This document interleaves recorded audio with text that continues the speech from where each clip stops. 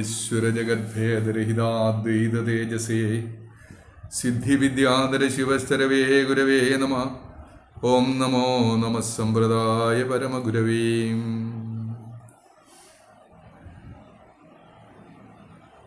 സ്നേഹമുള്ളവരെ,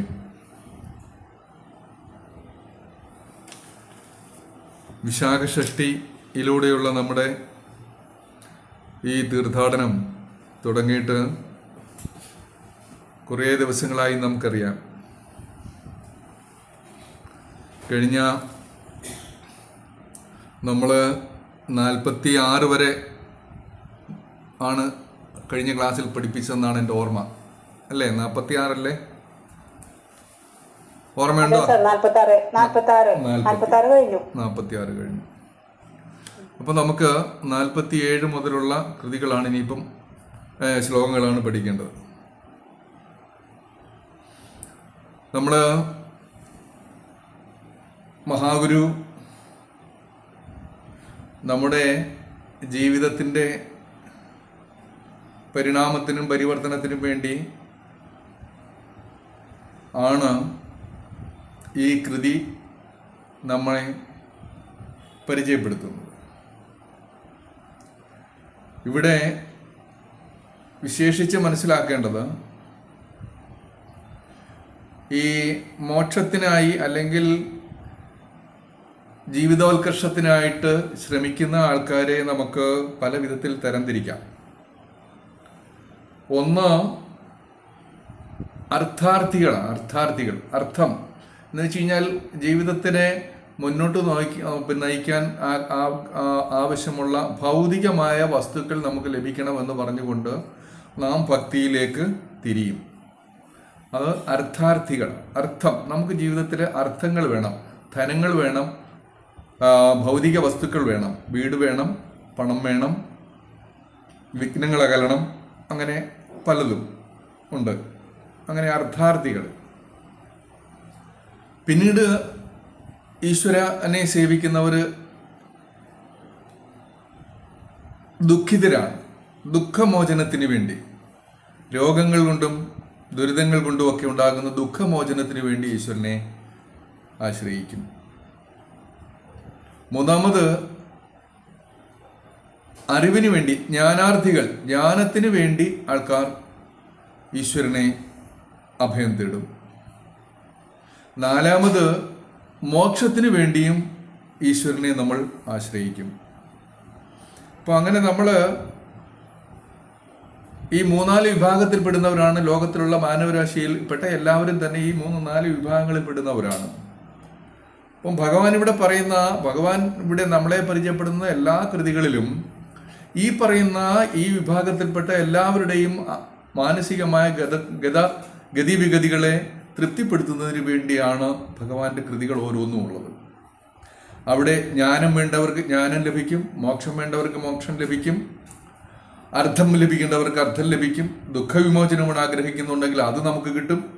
അതിനൊക്കെ ഉപാസനാമൂർത്തിയായിരിക്കുന്ന ആരാധനാമൂർത്തികളെ നമ്മൾ ആശ്രയിച്ച് വഴിയാമണ്ണം ആശ്രയിക്കുകയും ഉപാസിക്കുകയും ചെയ്തു കഴിഞ്ഞാൽ നമുക്ക് അതിലൊക്കെ പരിഹാരം ഉണ്ടാക്കിത്തരും എന്നുള്ളതാണ് ഭഗവാൻ ഇവിടെ പറയുക. സാധാരണ ജനങ്ങളിൽ, ഈ നമ്മുടെ മുമ്പിൽ കാണപ്പെടുന്ന ജനങ്ങളിൽ മഹാഭൂരിപക്ഷവും ഈശ്വരനെ ആരാധിക്കുന്നത്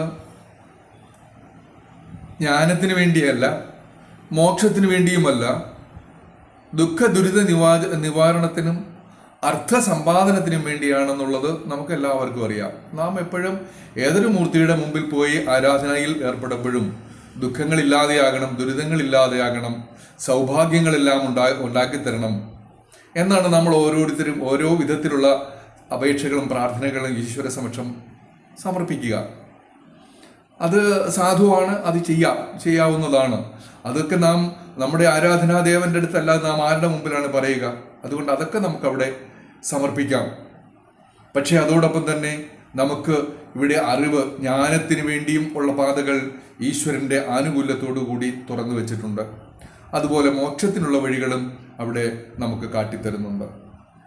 അപ്പോൾ ഒരു ഭക്തനാണ് യഥാർത്ഥത്തിൽ ഇപ്രകാരം ഈശ്വരനിലൂടെ അർത്ഥാർത്ഥിയാകുന്നതും ജ്ഞാനാർത്ഥിയാകുന്നതും മോക്ഷാർത്ഥിയാകുന്നതും ഒക്കെ തന്നെ ആരിലാണ്? ഒരു ഭക്തനാണ്. അപ്പോൾ ഭക്തിയാണ് ജീവിതത്തിലെ പരിവർത്തനത്തിനും ജീവിതത്തിൻ്റെ പരിണാമത്തിനും നമ്മളെ സഹായിക്കുന്ന ഏറ്റവും ഉചിതമായ മാർഗം ഭക്തിയാണ് എന്നാണ് ഗുരുദേവൻ പറയുക. ശ്രീനാരായണ ഗുരു പരമഹംസദേവന്റെ എല്ലാ കൃതികളിലൂടെയും നമ്മളോട് വിനിമയം ചെയ്യപ്പെടുന്ന സന്ദേശം ഇത് തന്നെയാണ്. അത് നമ്മൾ മറന്നു പോകരുത്. ഇത് തന്നെ ഭക്തിയാണ്. ഭക്തിയെ ഒഴിവാക്കിക്കൊണ്ട് ഒരു മനുഷ്യന്റെ ഉത്കർഷം അല്ലെങ്കിൽ പരിണാമം അല്ലെങ്കിൽ പരിവർത്തനം ഒരിക്കലും സാധ്യമല്ല എന്ന് ഭഗവാൻ പറയുന്നു. നമ്മൾ ഈശ്വരനെ ഉപേക്ഷിച്ചുകൊണ്ട് നമ്മൾ എന്തെങ്കിലും നേടിയാൽ തന്നെയും അത് നേടുമ്പോൾ നമുക്കുണ്ടാകുന്ന ആനന്ദവും നമുക്കുണ്ടാകുന്ന സൗഭാഗ്യവും നൈമിഷികമായിരിക്കും. അതിനൊരു സ്ഥിര സ്വഭാവം ഉണ്ടാകില്ല. ദീർഘകാലം നിലനിൽക്കുന്നതായ ഒരു ആനന്ദാനുഭൂതിയിലേക്ക് നമുക്ക് കടന്നു പോകാൻ ഈശ്വരനിൽ ആശ്രയിക്കുന്നതിലൂടെ മാത്രമാണ് സംഭവിക്കുക. നമുക്ക് ഇത് സ്വാഭാവികമായിട്ട് നമുക്ക് പറയാം, നമുക്ക് എന്തുകൊണ്ട് ഈ ദുഃഖങ്ങൾ ദുരിതങ്ങൾ വരുന്നു ഈശ്വര എന്ന് നമ്മൾ ചോദിക്കുമ്പോൾ തീർച്ചയായിട്ടും നമുക്ക് അവിടെ ഒരു ആശ്രയമൂർത്തിയിലേക്ക് നമ്മൾ നമ്മുടെ ദുരിതങ്ങളോ ദുഃഖങ്ങളോ സമർപ്പിച്ചതായി നമുക്ക് തോന്നുകയും ഒരാശ്വാസം അനുഭവപ്പെടുകയും ചെയ്യും. അതേസമയം ഈ നമ്മുടെ സങ്കടം നമ്മുടെ അടുത്ത് നിൽക്കുന്ന മറ്റൊരു വ്യക്തിയിലേക്കാണ് നമ്മൾ ഇത് സമർപ്പിക്കുന്നതെന്നുണ്ടെങ്കിൽ നമുക്ക് ഒരിക്കലും അവിടെ നിന്നൊരു ആശ്വാസം ലഭിക്കുമെന്ന് നമ്മൾ വിചാരിക്കേണ്ട. അതുകൊണ്ട് അദൃശ്യനായിരിക്കുന്ന അരൂപിയായിരിക്കുന്ന ഒരു ദേവങ്കൽ നമ്മൾ നമ്മുടെ ആഗ്രഹങ്ങളും ഇച്ഛകളും ഒക്കെ സമർപ്പിക്കുമ്പോൾ നമുക്കുണ്ടാകുന്ന ഒരു ആശ്വാസം അതുതന്നെയാണ് ഈശ്വരൻ്റെ സാന്നിധ്യമായി നമ്മളെ അറിയിക്കുകയും നാം അറിയുകയും ചെയ്യുക. ഭഗവാൻ ഈ 47-ാമത്തെ ശ്ലോകത്തിലൂടെയും ഈ നിരന്തരമായി നിത്യമായിരിക്കുന്ന സത്യത്തെ നമ്മളെ ഒന്ന് ഓർമ്മിപ്പിക്കുകയാണ്. വീണ്ടും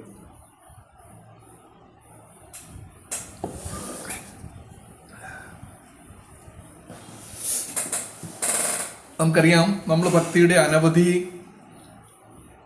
അവസരങ്ങളിലൂടെയാണ് കടന്നു വന്നിട്ടുള്ളത്. അനവധി കാഴ്ചകൾ കണ്ടുകൊണ്ട് അനുഭവിച്ചുകൊണ്ടാണ് നമ്മൾ ഇങ്ങോട്ട് വന്നിരിക്കുന്നത് ആണ്.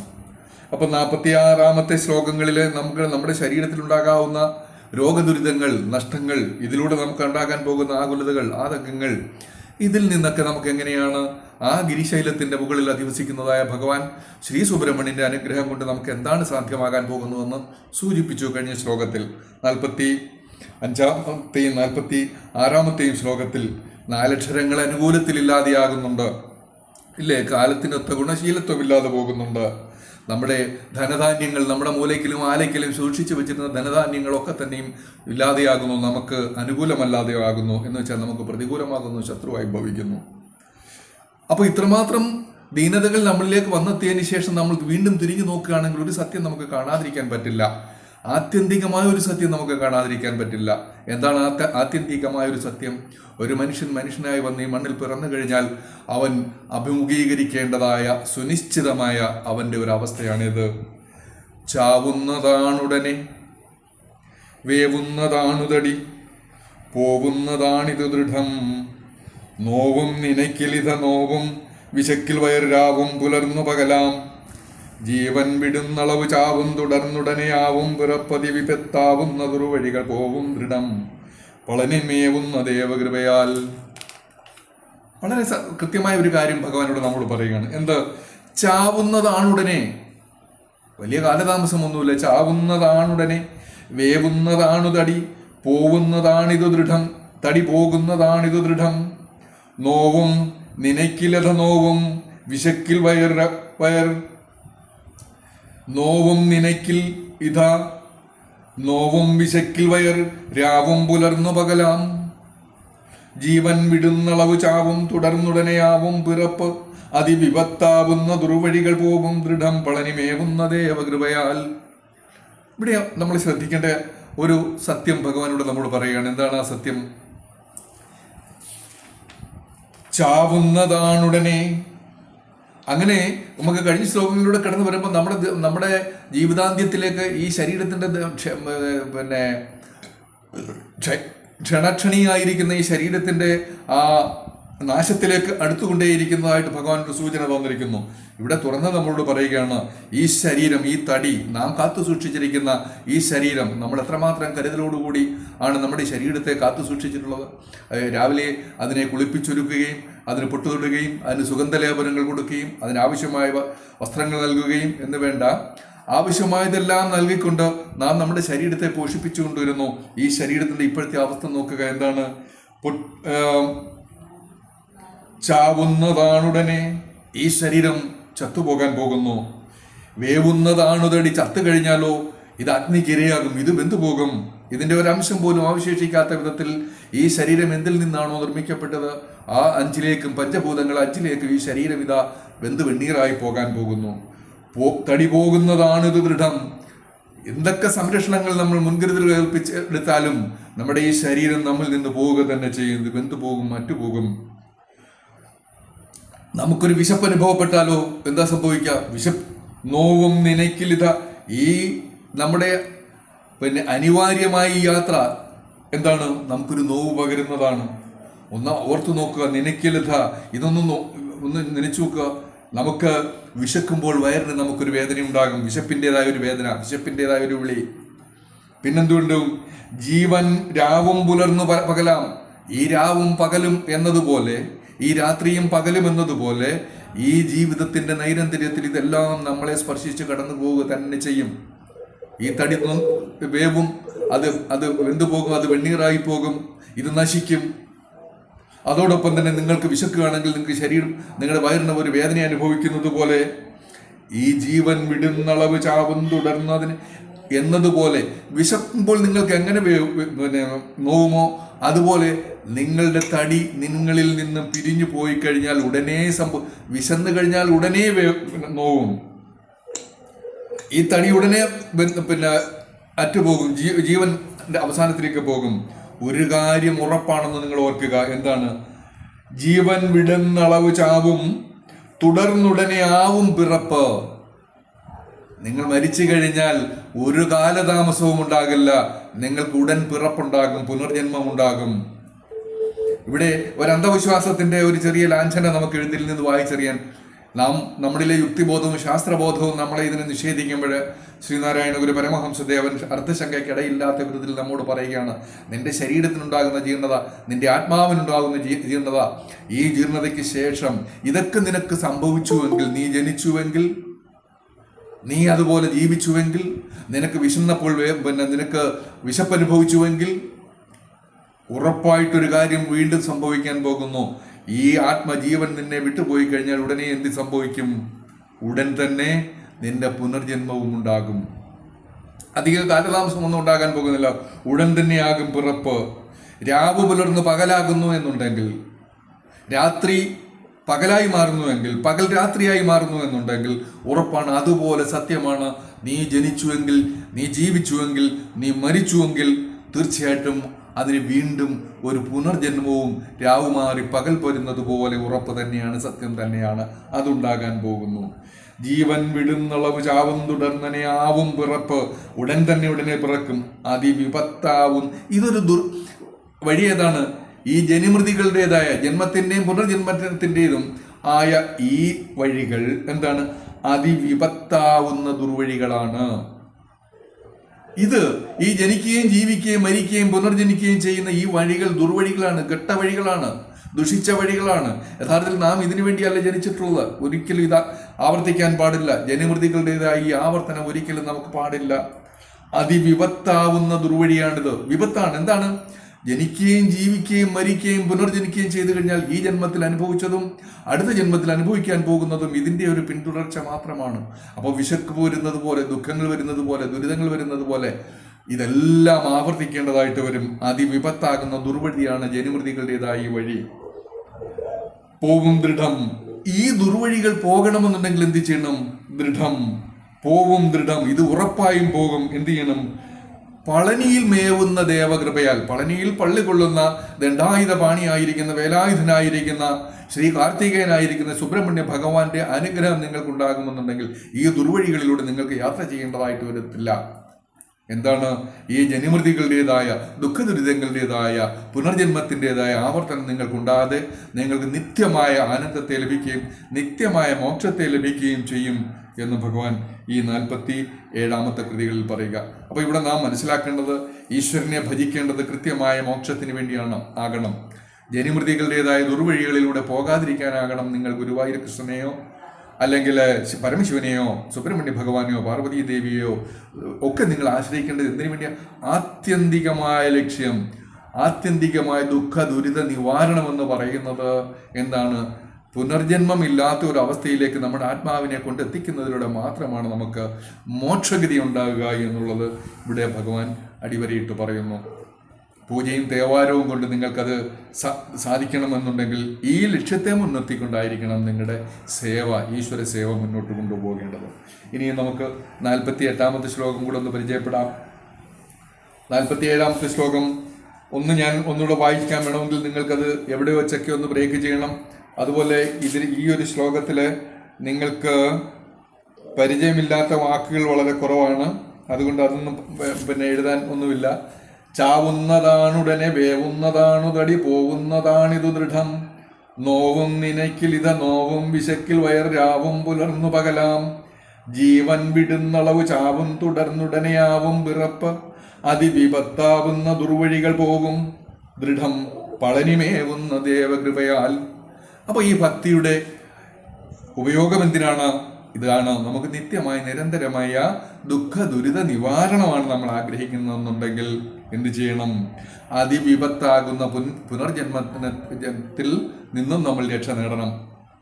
ഇനി നമുക്ക് അടുത്ത ഒരു ശ്ലോകത്തിലേക്ക് നോക്കാം.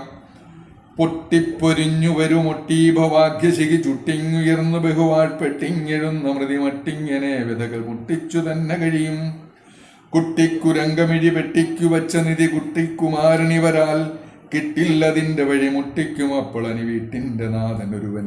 നോക്കുക, തൻ്റെ പ്രാർത്ഥനയുടെ ഓരോ മലരുകളും നറുമലരുകളും ഭഗവാൻ ശ്രീ സുബ്രഹ്മണ്യന്റെ പാദങ്ങളിൽ സമർപ്പിക്കുന്ന എത്ര തീവ്രമായ അനുരാഗത്തോടു കൂടിയാണ്, ഭക്തിയോടുകൂടിയാണ്, നിഷ്കളങ്കമായ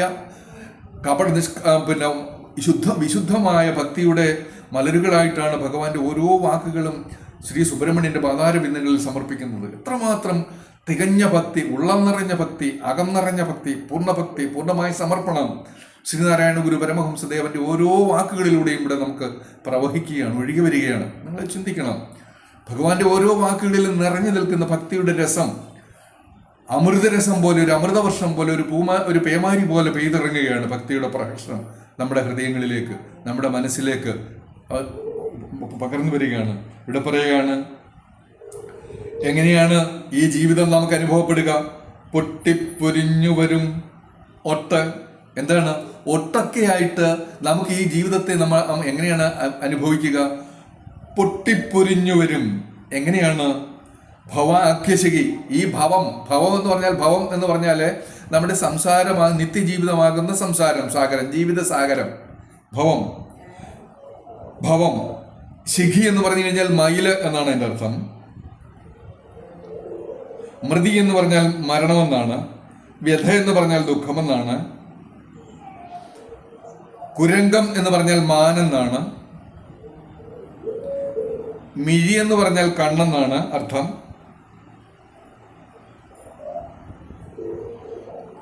ഇത്രയൊക്കെയാണ് നമുക്ക് പരിചയമില്ലാത്ത വാക്കുകൾ. ശിഖി മയിൽ, വാഴുക എന്ന് പറഞ്ഞാൽ ജീവിക്കുക, മൃതി മരണം, വ്യഥകൾ ദുഃഖങ്ങള്, അതൊക്കെയാണ്. കുരങ്കം, മാൻ മിഴി എന്ന് പറഞ്ഞാൽ കണ്ണ്, മാൻമിഴി എന്ന് പറഞ്ഞാൽ സ്ത്രീ എന്നാണ് ഇവിടെ. നമ്മൾ കുരങ്കമിഴി എന്ന് പറയുമ്പോൾ സ്ത്രീകൾ അല്ലെങ്കിൽ നമ്മുടെ ഭാര്യ എന്ന് വേണം നമ്മൾ അതിൽ നിന്ന് മനസ്സിലാക്കാൻ. ഇനി നമുക്ക് അതിൻ്റെ അർത്ഥം ഒന്ന് മൊത്തത്തിൽ നോക്കാം. പൊട്ടിപ്പൊരിഞ്ഞു വരും. അപ്പം ജീവിതം നമ്മുടെ മുമ്പിൽ എങ്ങനെയാണ്? മയിൽ തൻ്റെ പീലി വിടർത്തി ആടുന്നത് പോലെയാണ് ജീവിതം നമ്മുടെ മുമ്പിൽ വന്ന് പ്രത്യക്ഷപ്പെടുക. എത്ര മനോഹരമാണ് നമ്മുടെ ജീവിതം നമുക്ക് തോന്നാം. എപ്രകാരമൊക്കെയാണ് ഭൗതിക സുഖങ്ങളിലൂടെ, നമ്മുടെ ബന്ധുക്കളിലൂടെയും ഭാര്യകളിലൂടെയും മക്കളിലൂടെയും ഒക്കെ നമുക്ക് നമ്മുടെ മുമ്പിൽ ജീവിതം വന്ന് വിടർന്നു നിൽക്കുന്നത് വളരെ ആനന്ദദായകമായ ഒരു കാഴ്ചയായിട്ട് നമുക്ക് തോന്നാം. പൊട്ടിപ്പൊരിഞ്ഞു വരും ഈ ജീവിതത്തിന്റെ ഒട്ടക്ക ഭാഗങ്ങൾ എങ്ങനെയാണ് വിടർന്നു വരിക, പ്രത്യക്ഷീഭവിക്കുക? ഒരു മയിലിനെ പോലെ നമുക്ക് ആനന്ദം തരുന്ന, നമുക്ക് സുഖം തരുന്ന ഒട്ടേറെ സന്ദർഭങ്ങളിലൂടെയാണ് നമ്മുടെ ജീവിതം നമ്മളെ എതിരേൽക്കുന്നത്. ഭവാഗ്യശിഖി.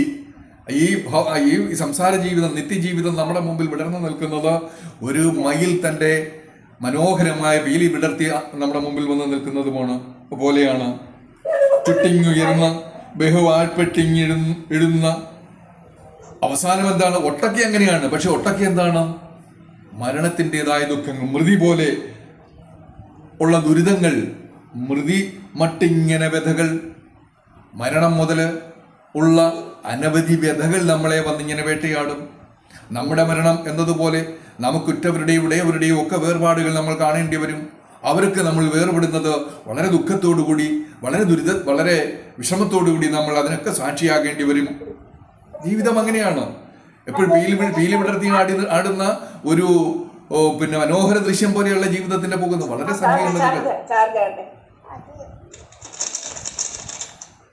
വിരുദ്ധമായിരിക്കുന്ന പല നമുക്ക് സ്വീകാര്യമല്ലാത്ത, നമുക്ക് അസുഖകരമായ അനവധി ദൃശ്യങ്ങൾ നമ്മുടെ മുമ്പിൽ വന്നിങ്ങനെ പീലി നിർത്തി നിൽക്കും. ബഹുവാഴ്പ്പെട്ട് ബഹുവിധമായ വാഴ്വുകളാണ്. എങ്ങനെ? ജനന മരണത്തിൻ്റെതായ, ദുഃഖ ദുരിതത്തിൻ്റെതായ, ദുരിതത്തിന്റെ സന്തോഷത്തിൻ്റെതുമായ അനവധി നിമിഷങ്ങളിലൂടെ നമ്മൾ നിരന്തരം കടന്നു പോകേണ്ടി വരും.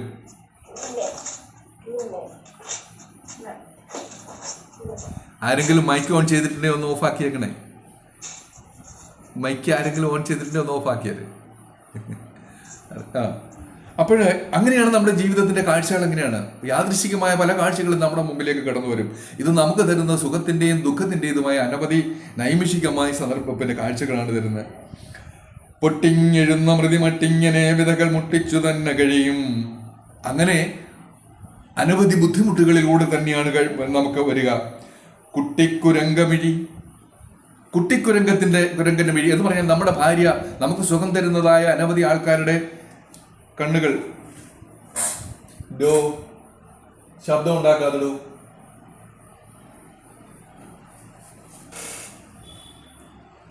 കുട്ടിക്കുരങ്കമിഴി വെട്ടിക്കു വെച്ച നിധി കുട്ടിക്കുമാരൻ ഇവരാൽ. അങ്ങനെ കുട്ടിക്കുമാരൻ ഇവരാൽ നിശ്ചയം നമ്മുടെ ഭാര്യയും സന്തതികളും നമ്മുടെ ബന്ധുജനങ്ങളും എന്നിവരാൽ കുട്ടിക്കുരങ്കമിഴി അതുപോലെ തന്നെ പെട്ടിയിൽ പൂട്ടി വച്ചിരിക്കുന്ന നിധി, നാം സമ്പാദിച്ച് നമ്മുടെ ഖജനാവിൽ വെച്ചിരിക്കുന്ന സമ്പത്ത്, പൊട്ടിഞ്ഞിടുന്ന മൃതി മട്ടിങ്ങനെ വിതകൾ മുട്ടിച്ചു തന്നെ കഴിയും. കുട്ടിക്കുരങ്കമിഴി, മാൻപേടയുടെ കണ്ണുകൾ പോലെയുള്ള നാരിയമണികൾ ഒക്കെ നമ്മുടെ കൂടെയുണ്ട്. പെട്ടിക്കിൽ നാം കരുതി വെച്ചിരിക്കുന്ന ധനം ഒട്ടേറെയുണ്ട്. അതുപോലെ തന്നെ സന്തതികൾ, കുട്ടിക്കുമാരന്മാർ നമുക്ക് അനവധിയുണ്ട്. കിട്ടില്ലതിൻ്റെ വഴി. നാം വിചാരിക്കുന്നത് എന്താണ്? നമ്മുടെ ദുരിതങ്ങളുടെയും കാലഘട്ടത്തിൽ നമുക്ക് നമ്മുടെ ഭാര്യയുടെയും നമ്മുടെ ഭർത്താവിൻ്റെയും നമ്മുടെ സന്തതികളുടെയും ഒക്കെ സഹായങ്ങൾ നമുക്ക് ലഭ്യമാകും. അതോടൊപ്പം തന്നെ നാം കരുതി വച്ചിരിക്കുന്ന ധനങ്ങൾ നമ്മുടെ ജീവിതത്തിന്, നമ്മുടെ ദുഃഖങ്ങളിലും ദുരിതങ്ങളിലും നമ്മളെ സഹായിക്കാൻ നമ്മോടൊപ്പം കാണും എന്നൊക്കെയാണ് നാം ധരിച്ചു വെച്ചിരിക്കുന്നത്. കിട്ടില്ലതിൻ്റെ വഴി ഇവരാൽ, ഈ പറയുന്നവരാൽ നമ്മുടെ ജീവിതത്തിൽ എപ്പോഴും എല്ലാ പൂർണ്ണമായ സഹായമോ സ്നേഹമോ നമുക്ക് കിട്ടിയില്ല എന്ന് വരും. ഓർത്തുകൊള്ളുക, ഇതൊന്നും നമുക്ക് വിശ്വസിക്കാൻ പറ്റില്ല. നമ്മുടെ ദീനതയിൽ, നമ്മുടെ ദൈന്യതയിൽ, നമ്മുടെ സങ്കടങ്ങളിൽ, നമ്മുടെ ദുഃഖങ്ങളിൽ, നമ്മുടെ ദുരിതങ്ങളിൽ നമ്മുടെ ഭാര്യയോ നമ്മുടെ ഭർത്താക്കന്മാരോ നമ്മുടെ ബന്ധുജനങ്ങളോ നമ്മുടെ സുഹൃജനങ്ങളോ നമ്മുടെ സന്തതികളോ നമുക്ക് കരുതലായി കാവലായി കാണുമെന്ന് ഒരിക്കലും നീ വിചാരിക്കരുത്. നിന്റെ എല്ലാ ദുഃഖദുരിതങ്ങളിലും സന്താപങ്ങളിലും സന്തോഷങ്ങളിലും നിനക്ക് കൂട്ടായിരിക്കാൻ ആര് മാത്രമേ കാണൂ എന്ന് നീ അറിഞ്ഞുകൊള്ളുക. എന്താണ്? വീട്ടിന്റെ നാഥനൊരുവൻ. ഏതാണ് വീടിന്റെ നാഥനൊരുവൻ? ആ പളനി ആകുന്ന ഗ്രഹത്തിൽ നാഥനായി വസിക്കുന്ന ശ്രീ സുബ്രഹ്മണ്യ ഭഗവാൻ അല്ലാതെ നിന്റെ ദീനതകളിലും ദൈന്യതകളിലും നിന്റെ സന്തോഷങ്ങളിലും നിന്റെ സുഖങ്ങളിലും നിന്നോടൊപ്പം നിൽക്കാൻ മറ്റാരും കാണുമെന്ന് നീ വിചാരിക്കേണ്ട. അതൊക്കെ തന്നെയും സാന്ദർഭികമായിട്ട് നിന്നോടൊപ്പം വന്നു ചേരുന്നതും നിന്റെ സുഖാനുഭവങ്ങളോ നിന്റെ ദുരിതാനുഭവങ്ങളോ പങ്കുവെച്ചിട്ട് അവർ എപ്പോൾ വേണമെങ്കിലും നിന്നിൽ നിന്ന് യാത്ര പറഞ്ഞ് പിരിഞ്ഞു പോകാം.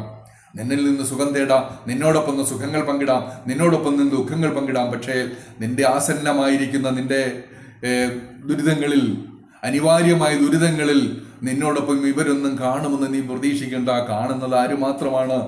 ഭഗവാൻ. ആ മാമലയിൽ, ആ ഗിരിശൈലത്തിന്റെ മുകളിൽ അധിവസിക്കുന്ന ഭഗവാൻ സുബ്രഹ്മണ്യനല്ലാതെ മറ്റാരും നിന്നോടൊപ്പം തുണയായി കൂട്ട് കാണില്ല. അത് നീ അറിഞ്ഞുകൊള്ളുക. ഇത് ജീവിതത്തിന്റെ ഓരോ നിമിഷത്തിലും നാം തിരിച്ചറിയേണ്ട സത്യമാണ്. നമ്മുടെ ജീവിതത്തിന്റെ വാർദ്ധക്യത്തിൽ, ജീവിതാന്ത്യത്തിൽ നമ്മൾ തിരിച്ചറിഞ്ഞാൽ പോരാ. ജീവിതത്തിന്റെ ആരംഭം മുതൽ തന്നെ ഈ ഒരു കരുതൽ നമുക്ക് ഉണ്ടാകുമെന്നുണ്ടെങ്കിൽ നമ്മുടെ ജീവിതത്തെ എപ്രകാരമൊക്കെ നമുക്ക് മുന്നോട്ട് നയിക്കാൻ പറ്റും. കരുതലോടെ, കാവലോടെ അതിനെ നമ്മൾ വളരെയേറെ ശുഷ്കാന്തിയോടെ അതിനെ നിശ്ചയിച്ച്, അതിനെ ശുദ്ധീകരിച്ച്, സ്ഫുടം ചെയ്ത് നമ്മുടെ ജീവിതത്തെ നമുക്ക് മുന്നോട്ട് നയിക്കാൻ പറ്റും. യഥാർത്ഥത്തിൽ ഈ മഹാഗുരുവിൻ്റെ കൃതികളൊക്കെ നാം നമ്മുടെ ബാല്യകാലം മുതൽ, നമ്മുടെ ജീവിതത്തിൻ്റെ ആരംഭം മുതൽ നമ്മൾ പഠിച്ചു തുടങ്ങണം. എങ്കിൽ മാത്രമേ നമുക്ക് ജീവിതത്തെക്കുറിച്ച് ഒരു പ്ലാനിങ് ഉണ്ടാക്കിയെടുക്കാൻ പറ്റൂ, ഒരു കാൽക്കുലേഷൻ ഉണ്ടാക്കിയെടുക്കാൻ പറ്റൂ. നിത്യജീവിതത്തിൻ്റെ പരാജയങ്ങളെയും വിജയങ്ങളെയും എപ്രകാരം നേരിടണം, എത്രമാത്രം കരുതലോടുകൂടി നാം മുന്നോട്ട് പോകണം എന്നുള്ളതിൻ്റെ കൃത്യമായ ഒരു ഉപദേശമാണിത്. ഇത് നമ്മൾ ഈശ്വരനെ മുൻനിർത്തിക്കൊണ്ട് ജീവിതത്തിൽ നമ്മൾ ആരൊക്കെയാണ് നമുക്ക് നിത്യമായ സഹായങ്ങളും നിത്യമായ കരുതലും കാവലും തരാൻ പോകുന്നതെന്ന് അറിഞ്ഞുകൊണ്ട്, നമ്മുടെ അച്ഛനാണോ, നമ്മുടെ അമ്മയാണോ, നമ്മുടെ ഭാര്യയാണോ, നമ്മുടെ പുത്രനാണോ, നമ്മുടെ സുഹൃത്താണോ, നമ്മുടെ ബന്ധുവാണോ എന്നുള്ളതിനെക്കുറിച്ച് കൃത്യമായി പഠിച്ചുകൊണ്ട് ആസൂത്രണം ചെയ്തുകൊണ്ട് നമ്മുടെ ജീവിതത്തെ മുന്നോട്ട് നയിക്കാൻ നമുക്ക് കഴിയും. കൃത്യമായ ആസൂത്രിതമായ ഒരു ജീവിതത്തെ എപ്രകാരം നമുക്ക് ഉണ്ടാക്കിയെടുക്കാൻ പറ്റും, അതിന് എപ്രകാരമാണ് മഹാഗുരുവിൻ്റെ വചനങ്ങൾ സഹായകമായി തീരുക എന്നുള്ളതൊക്കെ നാം ഇതിലൂടെ പഠിക്കണം. ഇത് വെറുതെ കണ്ട് ജീവിതത്തിന് അവസാന കാലത്തിലോ ഏതെങ്കിലും ഒരു അവസരത്തിലോ വന്നിത് പഠിച്ചിട്ട് പോകാനുള്ളതല്ല. യഥാർത്ഥത്തിൽ നമ്മുടെ ആചാര്യന്മാരും നമ്മുടെ ഗുരുക്കന്മാരും നമ്മുടെ സമുദായത്തിൻ്റെയോ അല്ലെങ്കിൽ ഈ സമൂഹത്തിൽ പ്രവർത്തിക്കുന്ന നല്ല നല്ല ആചാര്യന്മാരൊക്കെ തന്നെ ഈ വക ശിക്ഷണങ്ങളും ഉദ്ബോധനങ്ങളും കൊടുക്കേണ്ട കാലം അതിക്രമിച്ചിരിക്കുകയാണ്. വഴിവിട്ടു പോകുന്ന ജീവിതത്തിൽ അവർക്ക് ഒരു വെളിച്ചമായ മാർഗദർശിയായിട്ട് മഹാഗുരുവിൻ്റെ ഉപദേശത്തെ എങ്ങനെ ഉപയോഗിക്കാൻ കഴിയുമെന്ന് വളരെ ദീർഘദൃഷ്ടിയോടുകൂടി മുൻകൂട്ടി കാലയെ കൂട്ടി പറഞ്ഞു കൊടുക്കാനുള്ള ബാധ്യത നമുക്ക് ഓരോരുത്തർക്കും ഉണ്ടെന്നും നാം അറിഞ്ഞുകൊള്ളുക. ഇത് നമ്മളിൽ വന്ന് ഈ പഠനത്തിൽ പങ്കെടുത്തിരിക്കുന്ന ആൾക്കാർക്കെങ്കിലും നമ്മുടെ ഭാവി തലമുറയുടെ യൗവനകാലത്ത് തന്നെ, ബാല്യകാലത്ത് തന്നെ ഇപ്രകാരമുള്ള ഒരു ചെറിയ സൂചന കൊടുക്കാൻ, ശക്തമായ സൂചന കൊടുക്കാൻ കഴിഞ്ഞിട്ടുണ്ടെങ്കിൽ അത്രയെങ്കിലും നമ്മൾ ഭഗവാന്റെ വചനങ്ങളുമായി കൂറു പുലർത്തിയെന്ന് നമുക്ക് മനസാക്ഷിയോടുകൂടി ഓർക്കാൻ കഴിയും. അത് മാത്രം നമ്മൾ ചിന്തിച്ചാൽ മതി. അതാണ് നമ്മുടെ ലക്ഷ്യം. അപ്പം അങ്ങനെ ആണ് 48ാമത്തെ ശ്ലോകത്തെ കൂടി നമ്മൾ അങ്ങനെ പറഞ്ഞു നിർത്താം. പൊട്ടിപ്പൊരിഞ്ഞു വരുമുട്ട് ഈ ഭവാക്യശികി ചുട്ടിങ്ങുയർന്ന് ബഹുവാഴ്പെട്ടിങ്ങിടുന്ന മൃതിമട്ടിങ്ങനെ വ്യഥകൾ, ഒട്ടേറെ വ്യഥകൾ മുട്ടിച്ചു തന്നെ കഴിയും. നമ്മളെ ബുദ്ധിമുട്ടിച്ചു തന്നെ കൊണ്ടിരിക്കും. മുട്ടുകൾ, തടസ്സങ്ങൾ ഉണ്ടായിക്കൊണ്ട് തന്നെയായിരിക്കും നമുക്ക് മുന്നോട്ട് പോകാൻ കഴിയുക. അതിൽ ആരൊക്കെയാണ് നമുക്ക് എടുത്തു പറയേണ്ടത്? നാം ഏറ്റവും കൂടുതൽ വലുതൽ സ്നേഹവും വാത്സല്യവും ഒക്കെ കൊടുക്കുന്ന നമ്മുടെ ഭാര്യയാകാം, ഭർത്താവാകാം, സന്തതികളാകാം, ബന്ധുക്കളാകാം, പെട്ടിയിൽ കരുതി വച്ചിരിക്കുന്ന പണമാകാം, നിധിയാകാം, ഇതൊക്കെയാകാം. ഇതൊന്നും നമുക്ക് ആവശ്യത്തിന് ഉതകി എന്ന് വരില്ല. ഉതകാൻ പോകുന്നത് കുട്ടിക്കുരങ്കമിഴി വെട്ടിക്ക് വച്ച നിധി കുട്ടിക്കുമാരനിവരാൽ കിട്ടില്ല. അതിൻ്റെ വഴി മുട്ടിക്കും. അതായത് ഇവരെല്ലാവരും നമ്മുടെ ഗതി മുട്ടിക്കാൻ മാത്രമേ നമ്മളോടൊപ്പം കാണുകയുള്ളൂ. അപ്പളനി വീടിൻ്റെ നാഥന് ഒരുവൻ മാത്രമാണ് നമുക്ക് ആശ്രയിക്കാൻ കഴിയുന്നവനെന്ന് 48ാമത്തെ ശ്ലോകത്തിലെ ഭഗവാൻ നമ്മോട് ഉപദേശിക്കുകയാണ്. ഇനി 49ാമത്തെ ശ്ലോകം കൂടെ നോക്കാം. തുമ്പറ്റ സംസരണ വൻപറ്റു നോക്കിലതിൽ അൻപുറ്റു പോകയരുതേ, മുമ്പറ്റതായ കഥ ബിംബത്ര വന്നതിന് ബിംബും യഥൈവ ച തഥാ, എൻപക്ഷം ഇന്നിതിനു കമ്പറ്റു പോമ്പളനി വമ്പുറ്റ ദേവപദമാം, സമ്പത്തിലെ മണിചിലമ്പറ്റമാർന്ന മൃദു പൊൻപട്ടിലെ സ്മരണയാൽ. എന്താണ് ഈ സംസരണത്തെക്കുറിച്ച് തന്നെയാണ് വീണ്ടും പറയുക. ഭഗവാൻ നമ്മുടെ ദേഹബോധത്തെക്കുറിച്ചെല്ലാം നമുക്ക് കഴിഞ്ഞ ശ്ലോകങ്ങളിൽ പറഞ്ഞു തന്നതിന് ശേഷം ഈ ലോകവാഴ്വ്, ഈ നിത്യജീവിതത്തിൻ്റെ, ദുരിത ജീവിതത്തിൻ്റെ, ഈ സംസാരമാകുന്ന സാഗരത്തിൻ്റെ വൈപരീത്യങ്ങളും അതിൻ്റെ സങ്കീർണതകളും ഭഗവാൻ വീണ്ടും പറയുകയാണ്. നോക്കുക, നമ്മുടെ ഈ ജീവിതത്തെ ഒന്ന് നോക്ക്. തുമ്പറ്റ സംസരണം എന്ന് പറഞ്ഞു കഴിഞ്ഞാൽ സംസാര സാഗരം, ജീവിത സാഗരം, നിത്യജീവിതത്തിൻ്റെതായ ദുരിതകഥകൾ, ദുരിത ജീവിതം എന്നാണ് എൻ്റെ അർത്ഥം. സംസരണം. വൻപറ്റ് നോക്കണം. വൻപ് അഹന്തയെല്ലാം മാറ്റിവെച്ചുകൊണ്ട് നോക്കണം. അതിൽ അൻപുറ്റു പോകരുത്. എന്താണ് അൻപ് എന്ന് വെച്ചാൽ എന്താണ്?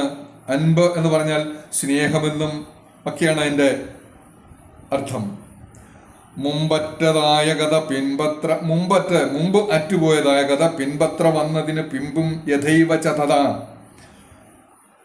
അപ്രകാരം യഥൈവ ച തഥാ, എപ്രകാരമാണോ അപ്രകാരം എന്നാണ് യഥൈവ ച തഥ എന്ന് പറയുന്ന വാക്കിൻ്റെ അർത്ഥം. യഥൈവ ച തഥ എന്ന് പറഞ്ഞാൽ എപ്രകാരമാണോ അപ്രകാരം എന്നാണ് എൻ്റെ അർത്ഥം.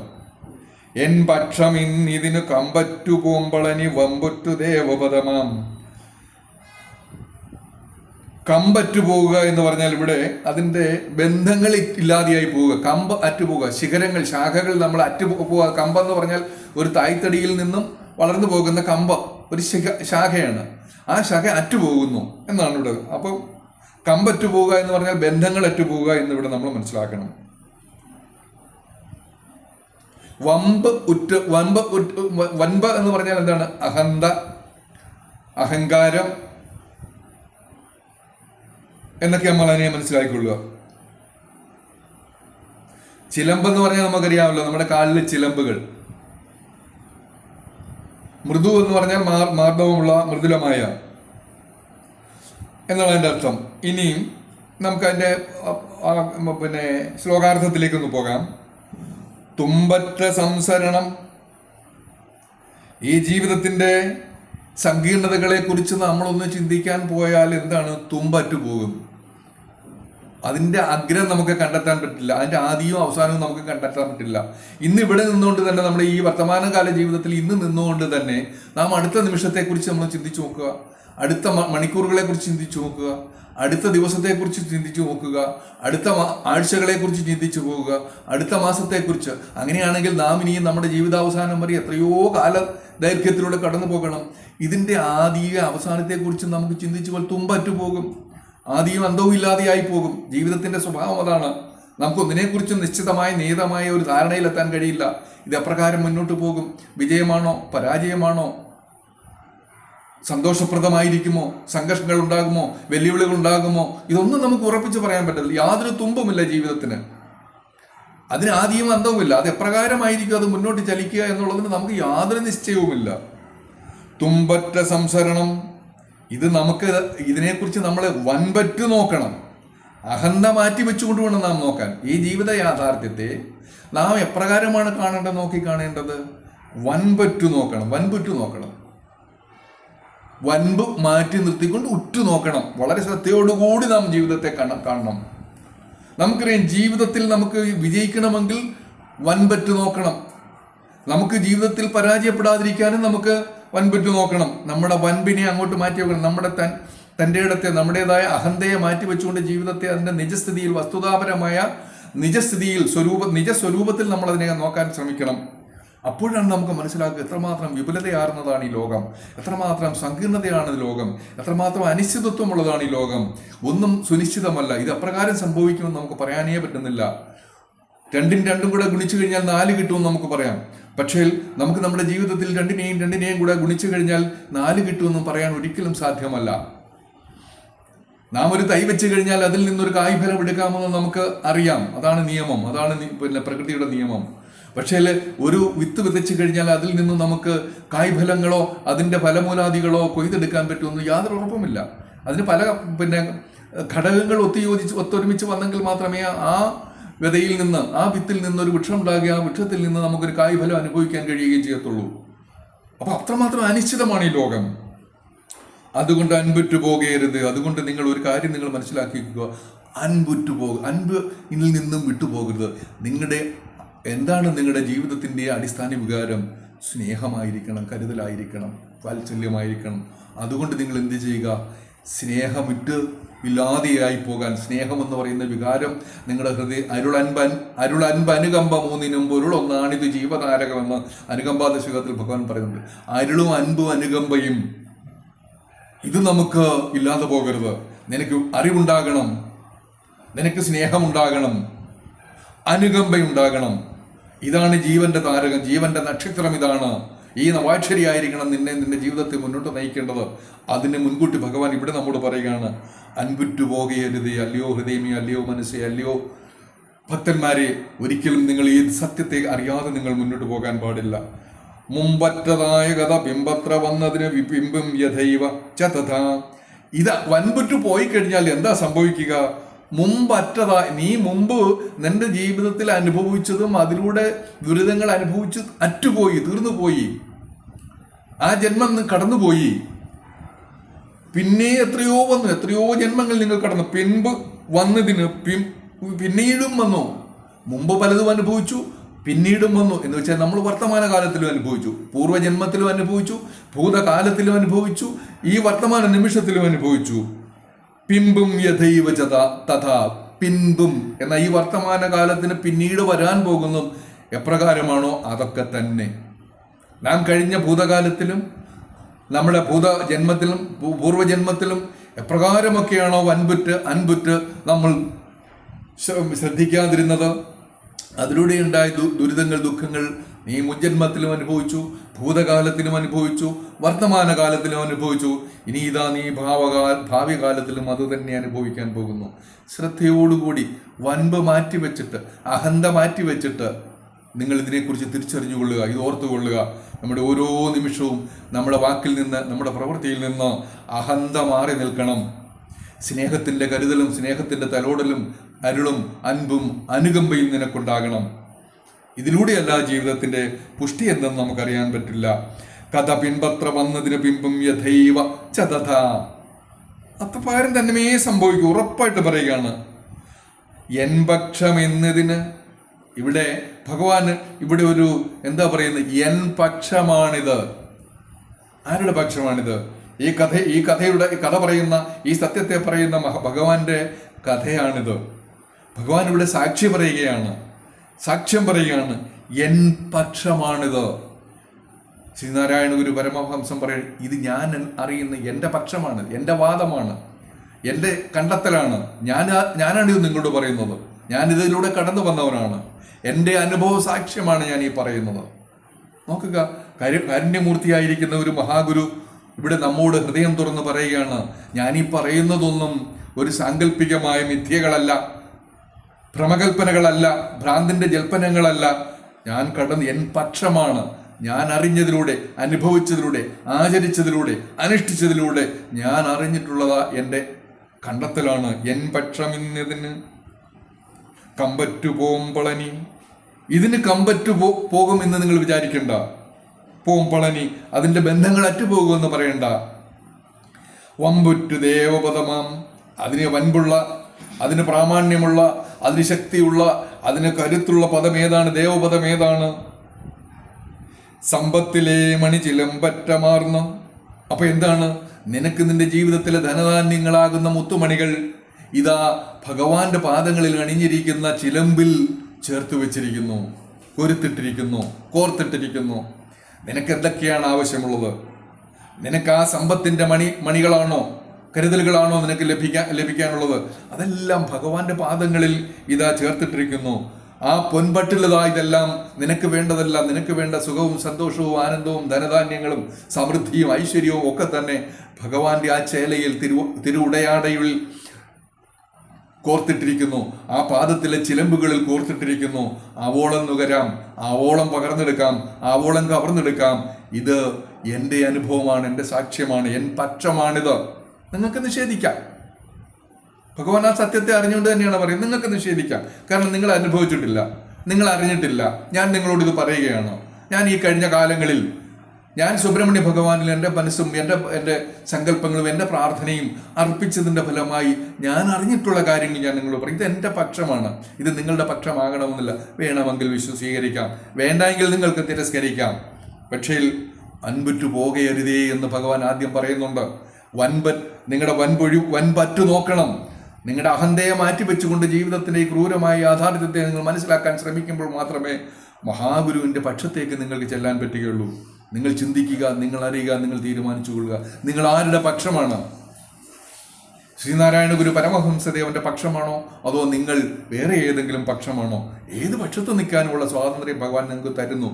പക്ഷേ ഇതാണ് സ്നേഹത്തിൻ്റെ പക്ഷം, ഇതാണ് കരുതലിൻ്റെ പക്ഷം, ഇതാണ് സമൃദ്ധിയുടേത്, ആനന്ദത്തിൻ്റെതായ പക്ഷം, പരമാനന്ദത്തിൻ്റെതായ പക്ഷം ഭഗവാനോടൊപ്പം നിൽക്കുന്ന പക്ഷമാണ് എന്ന് നമ്മൾ അറിഞ്ഞുകൊണ്ട് ആ വചനങ്ങളിൽ, ആ പാദങ്ങളിലേക്ക് ശരണാർത്ഥിയാകുക.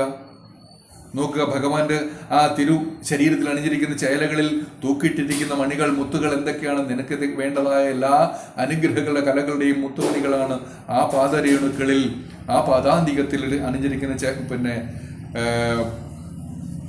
ചിലമ്പ് മുതൽ ആ തിരുവസ്ത്രങ്ങളിൽ വരെ കൊരുത്തിട്ടിരിക്കുന്ന മണികൾ നിനക്ക് വേണ്ടിയുള്ളതാണ് എന്ന് ഓർത്തുകൊള്ളുക എന്ന് 49ാമത്തെ ശ്ലോകത്തിൽ ഭഗവാനോട് പറയുന്നു. എൻ പക്ഷമാണിത്. നിങ്ങൾ ആരുടെ പക്ഷമാണെന്ന് നിങ്ങളെ തീരുമാനിക്കുക. നിങ്ങൾ ആരുടെ പക്ഷമാണെന്ന് നിങ്ങൾ തീരുമാനിച്ചുകൊള്ളുക. പക്ഷെ എൻ പക്ഷമാണ്. ഇവിടെ ഭഗവാൻ നിങ്ങളെ പിടിച്ചെടുക്കാനോ നിങ്ങളെ തെറ്റിദ്ധരിപ്പിക്കാനോ ഒന്നുമല്ല ശ്രമിക്കുന്നത്. ഈ കഴിഞ്ഞ 46-47 ശ്ലോകങ്ങളിലൂടെ കടന്നു പോകുമ്പോൾ പറയാണ്, ഈ കഴിഞ്ഞ വന്ന ഞാൻ പറഞ്ഞിട്ടുള്ള എൻ്റെ അനുഭവങ്ങളും എൻ്റെ കണ്ടെത്തലുകളും അത് എൻ്റെ പക്ഷമാണ്. നിങ്ങൾക്ക് വേണമെങ്കിൽ ഈ പക്ഷത്തോട്ട് മാറി നിൽക്കാം, ഭഗവാനോടൊപ്പം നിൽക്കാം. ഭഗവാന്റെ മുമ്പിൽ മാറി നിൽക്കണ്ട, ഭഗവാന്റെ പിറകിലേക്ക്, ഭഗവാന്റെ പക്ഷത്തിലേക്ക് നിങ്ങൾക്ക് മാറി നിൽക്കാം. വേണമോ വേണ്ടയെന്ന് നമ്മൾ തീരുമാനിക്കുക. അപ്പൊ അത് നമുക്കൊന്നുകൂടെ, തുമ്പറ്റ സംസരണ വൻപറ്റു നോക്കിൽ ഇതിൽ അൻപുറ്റു പോകയരുതേ, മുമ്പറ്റതായ കഥ പിമ്പത്ര വന്നതിന് പിമ്പും യഥൈവ ച തഥാ, എൻപക്ഷം ഇന്നിതിന് കമ്പറ്റു പോമ്പളനി വമ്പറ്റു ദേവപദമാം, സമ്പത്തിലെ മണി ചിലമ്പറ്റമാർന്ന മൃദു പൊൻപട്ടിലെ സ്മരണയാൽ.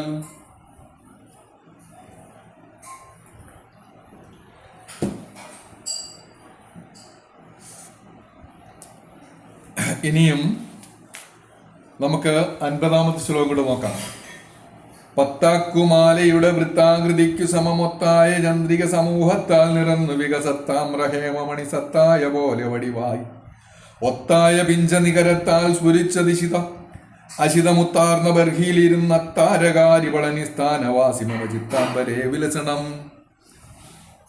പത്താക്കുമാലയുടെ വൃത്താകൃതിക്ക് സമം, ഒത്തായ ചന്ദ്രിക സമൂഹത്തിൽ താൽ നിറന്ന് വികസത്താമ്ര ഹേമമണി സത്തായ പോലെ വടിവായി, ഒത്തായ പിഞ്ചനികരത്താൽ സ്ഫുരിച്ച് അശിതമുത്താർന്ന് ബർഹിയിലിരുന്ന് അത്താരകാരി പളനിസ്ഥാനവാസി മമ ചിത്താംബരേ വിലസണം. 50-ാമത്തെ ശ്ലോകം അല്പം ഗൗരവമുള്ള വാക്കുകൾ ഇതിനകത്തുണ്ട്. എന്താണ് പത്താക്കുമാല എന്ന് പറയുന്നത്? പത്താക്കുമാല എന്ന് പറഞ്ഞാൽ കാശുമാല എന്നാണ് എൻ്റെ അർത്ഥം. പത്താക്കുമാല എന്ന് പറഞ്ഞാൽ കാശുമാല. ഇപ്പോഴത്തെ തലമുറകൾക്ക് അത് മനസ്സിലാകത്തില്ലെങ്കിൽ തന്നെ നമ്മളിവിടെ ഇരിക്കുന്ന എല്ലാവർക്കും എന്തായാലും മനസ്സിലാക്കാം. നമ്മളൊക്കെ തന്നെ ഏകദേശം ഒരു പഴയ സമൂഹമായതുകൊണ്ട് ഈ കാശുമാല എന്താണെന്ന് നമുക്ക് മനസ്സിലാക്കാം. കാശുമാല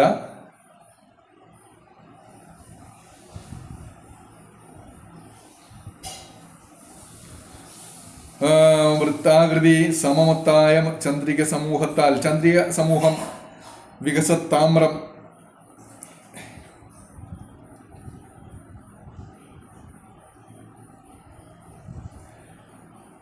ഹേമം, താമ്രം എന്താണ്? ചെമ്പ്. താമ്രം എന്ന് പറഞ്ഞാൽ ചെമ്പ്, ഹേമം എന്ന് പറഞ്ഞാൽ സ്വർണം, മണി എന്ന് പറഞ്ഞാൽ രത്നങ്ങൾ. അങ്ങനെയാണ് അതിൻ്റെ അർത്ഥം. ഒത്തായ പിഞ്ചനികരത്താൽ, പിഞ്ചനികരം എന്ന് പറഞ്ഞാൽ എന്താണ്? പിഞ്ചനികരം എന്ന് പറഞ്ഞാൽ മയിൽപീലിയാണ്. പിഞ്ചനികരം, മയിലിന്റെ പീലികൾ, മയിൽപീലിയാണ് പിഞ്ചനികരം എന്ന് പറയുന്നത്. സ്ഫുരിക്കുക എന്ന് പറഞ്ഞാൽ വിളങ്ങുക, തിളങ്ങുക എന്നതിന്റെ അർത്ഥം.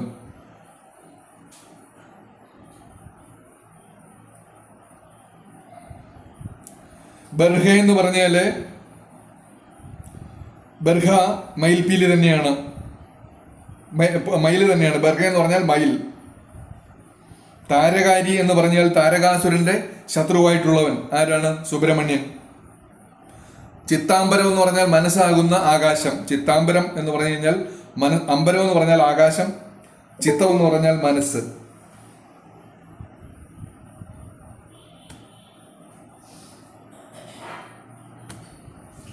ചിത്തം എന്ന് പറഞ്ഞാൽ മനസ്സ്. ഇനിയും നമുക്ക് ഈ ശ്ലോകത്തിന്റെ മൊത്തമായ അർത്ഥം നമുക്കൊന്ന് നോക്കാം. പത്താക്കുമാലയുടെ വൃത്താകൃതിക്ക് സമമൊത്തായ ചന്ദ്രിക സമൂഹത്താൽ നിറന്നു വികസത്താമ്ര ഹേമമണി സത്തായ പോലെ വടിവായി, ഒത്തായ പിഞ്ചനികരത്താൽ സ്ഫുരിച്ച് അചിതമുത്താർന്ന ബർഹയിലിരുന്ന താരകാരി പളനി സ്ഥാനവാസി മമ ചിത്താംബരേ വിലസണം. അവസാനം ഭഗവാൻ പറയുകയാണ്, എൻ്റെ ഹൃദയത്തിൽ എങ്ങനെയാണ് ശ്രീ സുബ്രഹ്മണ്യൻ ഇങ്ങനെ നിറഞ്ഞു നിൽക്കുന്നത്? അവൻ്റെ സ്വരൂപം എന്താണ്? അവൻ്റെ മനോഹരമായ അവൻ്റെ തിരുസ്വരൂപം എന്താണ്? ഞാൻ ആഗ്രഹിക്കുന്ന എൻ്റെ ചിത്തത്തിൽ, എൻ്റെ പക്ഷത്തിൽ വന്ന് അവതരിച്ചിരിക്കുന്ന ഭഗവാൻ എപ്രകാരമായിരിക്കണം? ഒരു സങ്കല്പമുണ്ട് ഭഗവാന്. ശ്രീനാരായണ ഗുരുദേവനോട് ഒരു സങ്കല്പമുണ്ട്. എന്താണ്? പത്താക്കുമാലയുടെ വൃത്താകൃതിക്ക് സമം ഒത്തായി ചന്ദ്രിക സമൂഹത്താൽ. നമ്മുടെ ആകാശത്തേക്ക് നോക്കുക. പൂർണ്ണചന്ദ്രൻ ഉണർന്നു നിൽക്കുന്ന ആ ദിവസം നമ്മുടെ ആകാശത്തേക്ക് നോക്കിക്കഴിഞ്ഞാൽ എന്താണ്? കാശുമാല പോലെയാണ്. സ്വർണ്ണത്താൽ നിർമ്മിതമായിരിക്കുന്ന കാശുമാല എപ്രകാരമാണോ കയ്യിലിരുന്ന് വിളങ്ങുന്നത് എന്നതുപോലെ ഇത് ആകാശത്ത് ഇങ്ങനെ വിളങ്ങി നിൽക്കുകയാണ് അത് ആ പൂർണ്ണചന്ദ്രൻ. അങ്ങനെ നമ്മൾ ആകാശത്തേക്ക് നോക്കുമ്പോൾ ഒരു ചന്ദ്രൻ മാത്രമല്ല, നമ്മൾ നോക്കുമ്പോൾ ആകാശം നിറയെ ആ പൂർണ്ണചന്ദ്രൻ ഇങ്ങനെ നിറഞ്ഞു നിൽക്കുക. എണ്ണമറ്റ അനവധി പൂർണ്ണചന്ദ്രന്മാർ ഇങ്ങനെ നിറഞ്ഞു നിൽക്കുകയാണെന്ന് നിങ്ങൾ ഓർത്ത് നോക്കുക. ആകാശത്തിന്റെ ആ ഭംഗി എത്ര മനോഹരമായിരിക്കും! വർണ്ണിക്കാനാവാത്ത ഒരു കാവ്യഭാവനയ്ക്കും വർണ്ണിക്കാനാകാത്ത സൗന്ദര്യത്തെയാണ് ഭഗവാൻ ഇവിടെ കേവലം ചില 2-3-4 വാക്കുകൾ കൊണ്ട് അതിമനോഹരമായിട്ട് വർണ്ണിച്ച് നമ്മുടെ മുമ്പിൽ കാണിക്കുകയാണ്. കാവ്യഭാവനയുടെ ആ പരമകാഷ്ഠയാണ് നമ്മുടെ ഭഗവാൻ നമുക്ക് കാണിച്ചു തരിക. പത്താക്കുമാലയുടെ കാശുമാലയുടെ മനോഹരമായ സ്വർണ്ണങ്ങൾ കൊണ്ട് നിർമ്മിച്ച ആ കാശുമാലയുടെ മനോഹാരിതയോടുകൂടി തുളമ്പുന്ന ആകാശത്ത് വിളങ്ങി നിൽക്കുന്ന ആ പൂർണ്ണചന്ദ്രൻ ആകാശത്ത് നിന്ന് ഒന്ന് നിറഞ്ഞു നിൽക്കുമ്പോൾ ഉണ്ടാകുന്ന മനോഹാരിത എത്ര വലുതാണ്! അങ്ങനെയുണ്ടെങ്കിൽ ആകാശം നിറയെ പത്താക്കുമാലയുടെ വൃത്താകൃതിക്ക്, അതിന്റെ ആ വൃത്താകൃതിക്ക് സമമൊത്തായ ചന്ദ്രിക സമൂഹത്താൽ ആ ചന്ദ്രന്മാർ ആകാശം നിറയെ ഇങ്ങനെ നിറഞ്ഞു നിൽക്കുകയാണ്. വികസത്താമ്ര മാത്രമല്ല, എന്താണ്? ചെമ്പുകൾ കൊണ്ടും സ്വർണങ്ങൾ കൊണ്ടും മുത്തുകൾ കൊണ്ടും അലങ്കൃതമായ സത്തായ പോലെ വടിവായി അതിനെയൊക്കെ കടഞ്ഞെടുത്തിരിക്കുന്ന സത്തായ വടിവ്. ഭഗവാന്റെ തിരുശരീരം എത്രയാണ്? ഈ ചന്ദ്രിക സമൂഹത്തിന് സത്ത് കടഞ്ഞെടുത്തതുപോലെ ഉള്ള ആകൃതിയാണ്. ഇത്രമാത്രം മനോഹാരിത ഒക്കെ ഉണ്ടെങ്കിൽ അതിനെ മൊത്തം കടഞ്ഞെടുത്താൽ അതിൻ്റെ മനോഹാരിത എത്ര വലുതായിരിക്കും! സമൂഹത്താൽ നിറഞ്ഞ വികസത്താമ്ര ഹേമം. താമ്രം എന്ന് പറഞ്ഞാൽ ചെമ്പ്, ഹേമം എന്ന് പറഞ്ഞാൽ സ്വർണം, മണി എന്ന് പറഞ്ഞാൽ മുത്ത്. ഇതിന്റെയൊക്കെ സത്ത് കടഞ്ഞെടുത്താൽ വടിവായി, അതിന്റെ ആകൃതി ആയി, ശരീരമായി, ഒത്തായ പിഞ്ചനികരത്താൽ. ഇതെല്ലാം കൂടെ ചേർത്ത് വെച്ച് കഴിഞ്ഞിട്ട് പിന്നെയും പറയുകയാണ്, പിഞ്ചനികരത്താൽ ആ മാമയിലിന്റെ പീലി നിടർത്തി നിൽക്കുമ്പോഴുള്ള മനോഹാരിതയാൽ സ്ഫുരിച്ചു നിൽക്കുന്ന, വിടർന്നു നിൽക്കുന്ന, മനോഹരമായി പ്രകാശിക്കുന്ന, സ്ഫുരിച്ചു നിൽക്കുക, പ്രകാശിക്കുക, വിളങ്ങുക, തിളങ്ങുക എന്നൊക്കെയാണ് എൻ്റെ അർത്ഥം. നിൽക്കുന്ന അശിതമുത്താർന്ന്, അതിൻ്റെ ആ മുത്തുമണികൾ കൊണ്ട് അലങ്കൃതമായി നിൽക്കുന്ന ഭഗവാൻ. അതെങ്ങനെയാണ് വർണ്ണിക്കുക? ഭഗവാന്റെ വാക്കുകളെ വർണ്ണിക്കാൻ നമുക്ക് ആർക്കും കഴിയില്ല. അത്രമാത്രം മനോഹാരിതയാണ് ഇവിടെ ഭഗവാൻ പറയുന്നത്. പിഞ്ചനികരത്താൽ സ്ഫുരിച്ച് അശിതമുത്താർന്ന് ആ രത്നങ്ങളെയൊക്കെ അങ്ങോട്ട് ധരിച്ച് ബർഹിയിലിരുന്ന് ഭഗവാൻ വരികയാണ്, നമ്മുടെ മുമ്പിലേക്ക് വരികയാണ്.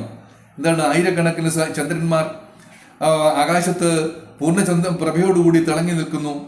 അതിനെ കടഞ്ഞെടുത്ത വടിവായ ആകൃതിയുടെ രൂപത്തിൽ വരുന്നു. എവിടെയാ വരിക? ആ മാമയിലേറി വരുന്നു.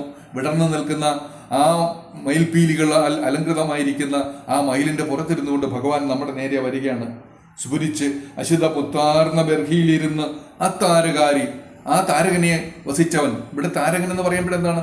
നമ്മുടെ ജീവിതത്തെ ദുഃഖപൂർണ്ണമാക്കുന്ന, ദുരിതമാർഗമാകുന്ന, നമ്മുടെ ശത്രുക്കളായിരിക്കുന്ന കാമ മതമാത്സര്യാദികളാകുന്ന ഇതിനെയൊക്കെയും ഇവിടെ താരകനായി അസുരനായി നാം കാണണം. നമ്മുടെ ഉത്കർഷത്തിനെതിരായി നിൽക്കുന്നതിനെയൊക്കെ താരകനായി അസുരനായി നാം കാണണം. ആ അസുരനെ അവന്റെ അരിയാണ്, അവന്റെ ശത്രുവാണ്. ആര്? ഭഗവാൻ ശ്രീ സുബ്രഹ്മണ്യൻ. അവൻ വരികയാണ് ആ മാമയിലേറി. വിടർന്നു നിൽക്കുന്ന പീലിയോടുകൂടി നിൽക്കുന്ന, ആകാശത്തിൽ തെളിഞ്ഞു നിൽക്കുന്ന ചന്ദ്രന്റെ പ്രഭയേക്കാൾ മനോഹരമായ സുന്ദരനായ ആ മയിലിന്റെ പുറത്ത് ഇരുന്നു കൊണ്ട് ഭഗവാൻ ഇവിടെ ഒരു താരകാരി. പളനിസ്ഥാനവാസി, അവന്റെ വാസകേന്ദ്രം ഏതാണ്? പളനിയാണ്. മമചിത്താംബരേ വിലസണം, എൻ്റെ ഹൃദയത്തിൽ അങ്ങനെ ആ മാമയിലിന്മേൽ പറന്നു വന്ന് എവിടെ ആയിരിക്കണം അവന് വസിക്കേണ്ടത്? അങ്ങ് പളനിയിലല്ല വസിക്കേണ്ടത്. അവൻ ആ മാമലയൊക്കെ വിട്ടിഞ്ഞ് പോരട്ടെ, എൻ്റെ ഹൃദയമാകുന്ന ആകാശത്തിലേക്ക് ഭഗവാൻ പറന്നു വരട്ടെ, ആ മാമയിലേറി പറന്നു വന്ന് എൻ്റെ ഹൃദയത്തിൽ വന്ന് വസിക്കട്ടെ എന്ന് ഭഗവാനോട് പ്രാർത്ഥിക്കുന്നു. ആലോചിച്ച് നോക്കുക, എത്രമാത്രം ഭക്തി കൊണ്ട് നിറഞ്ഞു നിൽക്കുന്നതാണ് ആ ഹൃദയം. അത്രമാത്രം ഭക്തിയാൽ നിറഞ്ഞു നിൽക്കുന്ന ഒരു ഹൃദയത്തിന് മാത്രമേ ഇപ്രകാരമുള്ള ഒരു അപേക്ഷ, ഒരു പ്രാർത്ഥന പറഞ്ഞു തരാൻ കഴിയുകയുള്ളൂ. ഇതാണ് ശ്രീനാരായണ ഗുരു പരമഹംസദേവന്റെ ഉള്ളിൽ നിറഞ്ഞു നിൽക്കുന്ന സുബ്രഹ്മണ്യന്റെ സ്വരൂപം, സുബ്രഹ്മണ്യ മഹിമ എന്ന് നമ്മൾ കൃത്യമായി അറിയണം. അങ്ങനെ പത്താക്കുമാലയുടെ വൃത്താകൃതിക്ക് സമമൊത്തായി ചന്ദ്രിക സമൂഹത്താൽ നിറന്നു വികസത്താമ്രഹേമ മണി സത്തായ പോലെ വടിവായി ഒത്തായ പിഞ്ചനികരത്താൽ സ്ഫുരിച്ച് അശിതമുത്താർന്ന ബർഹിയിലിരുന്ന് അത്താരകാരി വളനി സ്ഥാനവാസിമമ ചിത്താംബരേ വിലസണം.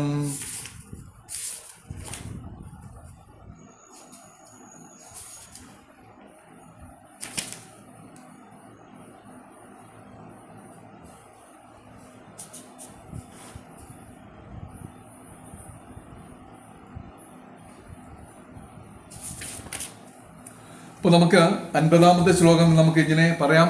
ഇങ്ങനെയായിട്ട് നമുക്ക് സമാപിക്കാം. നമുക്ക് ഇന്നും 1 മണിക്കൂറാകുന്നുണ്ട്. അതുകൊണ്ട് നമുക്ക് ഇത്രയും ഏതൊക്കെ ശ്ലോകം നമ്മളിത് പഠിച്ചു? 47, 48, 47, 48, 49, 50. ഒരു 4 ശ്ലോകം നമ്മൾ ഇന്നിവിടെ പഠിച്ചിട്ടുണ്ട്. ഈ ശ്ലോകം നമുക്ക് ഭക്തിയെക്കുറിച്ചും നമുക്ക് പുതിയ ഒരു കാഴ്ചയാണ്, നമുക്ക് ഒരു പുതിയൊരു അവബോധമാണ് നമുക്കിവിടെ ഭഗവാൻ തരിക. അപ്പോൾ അത് കൃത്യമായി നമ്മളിന്ന് പറഞ്ഞ കാര്യങ്ങളൊക്കെ കൂടെ നിങ്ങൾ ഹൃദയത്തിൽ വെച്ചുകൊണ്ട് വിശാഖ ഷഷ്ഠിയുടെ എല്ലാ ശ്ലോകങ്ങളിലൂടെയും നിങ്ങൾ നിരന്തരം കടന്നുപോയി നിങ്ങളിൽ ഭക്തിയുടെ ആ ഒരു സത്ത് ഉറപ്പിച്ചു നിർത്തിക്കൊണ്ട് ജീവിതത്തെ വളരെ കരുതലോടും ദീർഘദൃഷ്ടിയോടും ഉൾക്കാഴ്ചയോടും കൂടി നമുക്ക് ജീവിതത്തെ കാണാനും നേരിടാനും, അത് സന്താപങ്ങളാണെങ്കിലും സന്തോഷങ്ങളാണെങ്കിലും നഷ്ടങ്ങളാണെങ്കിലും ലാഭങ്ങളാണെങ്കിലും വൻപുറ്റുകൊണ്ട് അതിനെ കാണാനും നോക്കാനും സ്വീകരിക്കാനും അതിലൂടെ നമ്മുടെ ജീവിതത്തെ ചിട്ടപ്പെടുത്താനും ഒക്കെ ഈ മഹാഗുരുവിൻ്റെ വാക്കുകളും വചനങ്ങളും നിങ്ങൾക്ക് എപ്പോഴും കൂട്ടായിരിക്കട്ടെ എന്ന് മാത്രം പ്രാർത്ഥിച്ചുകൊണ്ട് ഈ തിരുവാക്കുകളുടെ ഉപദേഷ്ടാവായിരിക്കുന്ന ആ പരമാത്മാവിനെയും ഈ വാക്കുകളുടെ ദാതാവായിരിക്കുന്ന ശ്രീനാരായണ ഗുരു പരമഹംസദേവനെയും സ്മരിച്ചുകൊണ്ട് ഓർത്തുകൊണ്ട് പ്രാർത്ഥിച്ചുകൊണ്ട് ഉപാസിച്ചുകൊണ്ട് ഈ ചെറിയ സംഭാഷണം നിങ്ങളുടെ പരിഗണനയ്ക്കായി സമർപ്പിക്കുന്നു. നന്ദി, നമസ്കാരം.